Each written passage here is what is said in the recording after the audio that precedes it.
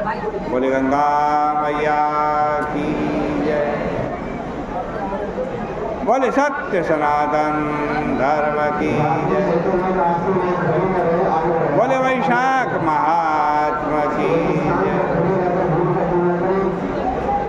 पतित पावनी कलिमलहारिणी मोक्षदायिनी मंगलकारिणी माँ गंगा मैया का ये विश्व प्रसिद्ध पुराण प्रसिद्ध तीर्थ हर की पौड़ी ब्रह्मकुंड पर आप बैठे। वैशाख का पावन महीना है और साथ में आज संक्रांति का दिवस है, मेष संक्रांति।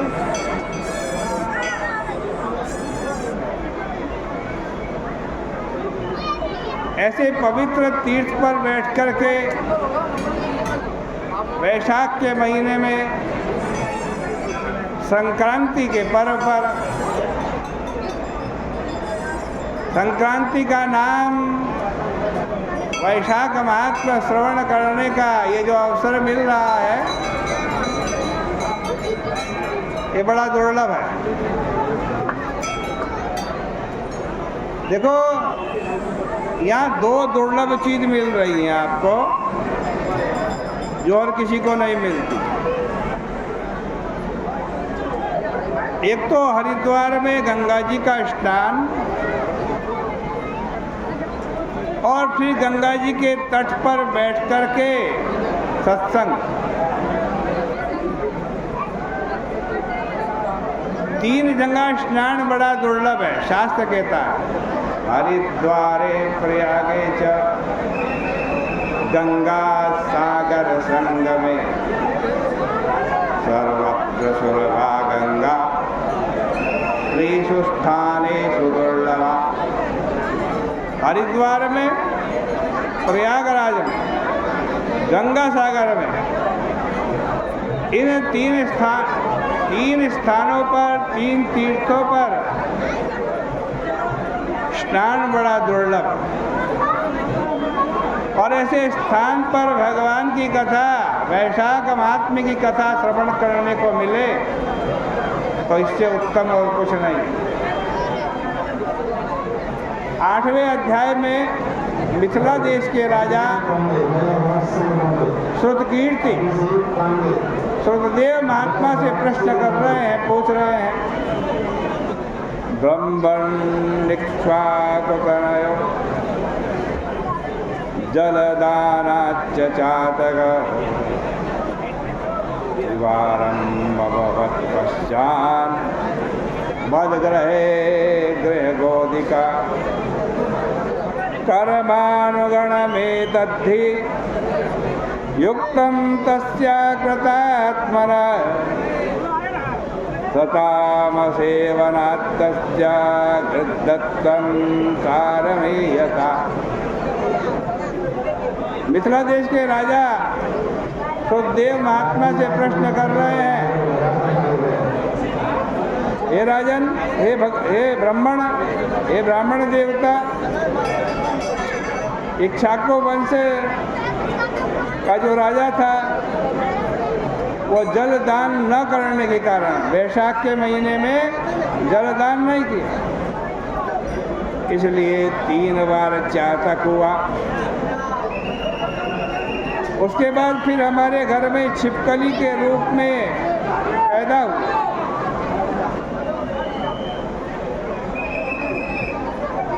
ये के कर्म के अनुसार यह उचित ही फल मिला,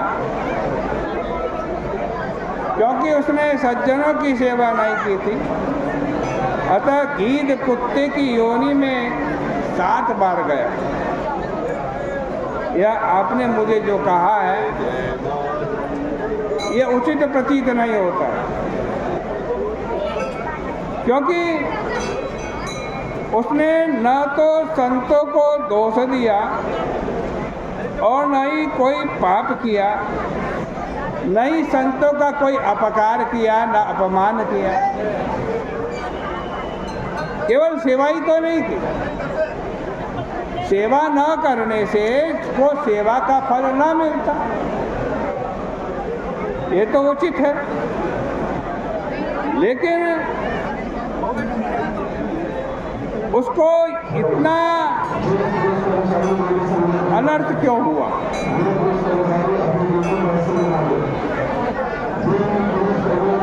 बिना कारण ही इसको ऐसी कुत्सित योनि में क्यों जाना पड़ा? ये ठीक है, उसने संतों महात्माओं की सेवा नहीं की, उसको उसका सेवा का फल नहीं मिलना चाहिए था।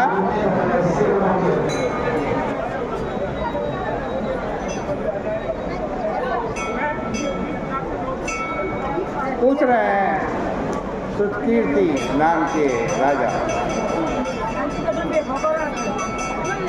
सुखदेव जी ने कहा कि साल सात्वति संवास्य वचो व्याहर्तुमादते। हे निष्पाप राजन, तुमने जो कुछ पूछा है उसका उत्तर कहते हैं, सुनो। निर्मल कैलाश के शिखर पर भगवान शंकर जी ने पार्वती जी के लिए जो कहा,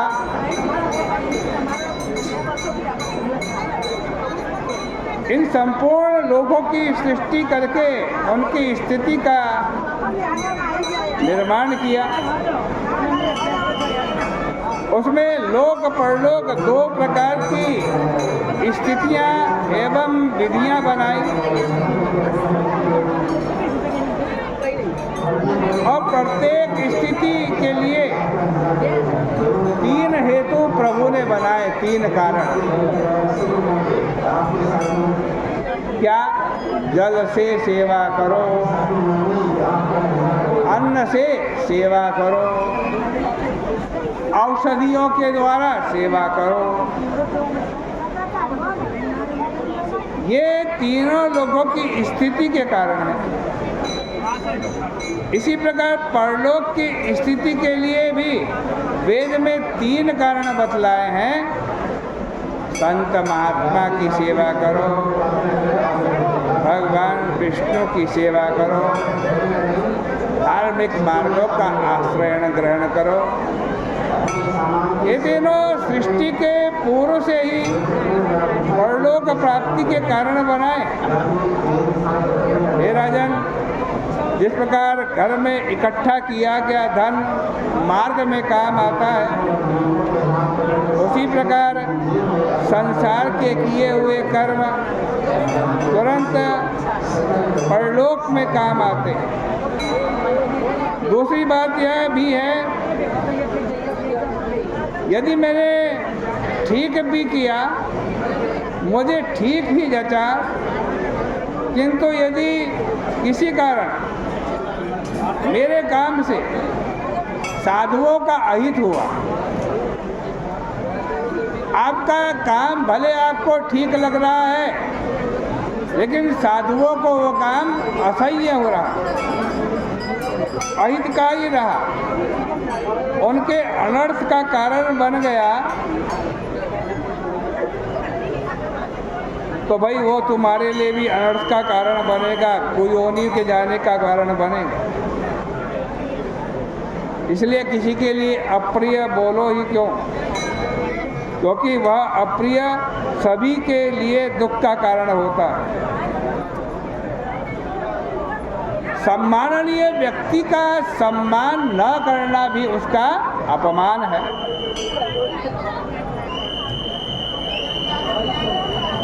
घर में पिताजी आए, हम बैठे रहे, गुरुजी आए, हमने प्रणाम ही नहीं किया।